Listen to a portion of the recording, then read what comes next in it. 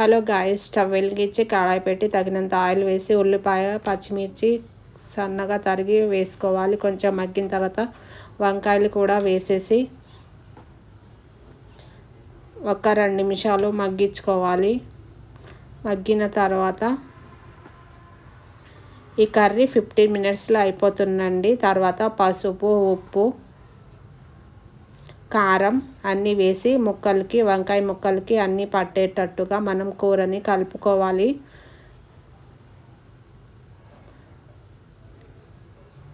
వంకాయకి మంచిగా కలుపుకున్న తర్వాత కొంచెం అల్లం పేస్టు, ధనియా పౌడర్ వేసి అలా మగ్గించామంటే ఈ కర్రీ ఎంతో కమ్మగా ఉంటుంది. మనం టమాటా వేసాం కాబట్టి నీళ్ళ అవసరం లేకుండా ఉడికిపోతుంది లేత వంకాయలు. ఈ కర్రీ ఎంతో టేస్టీగా కమ్మగా రోటీ రైస్ తోటి చాలా బాగుంటుంది.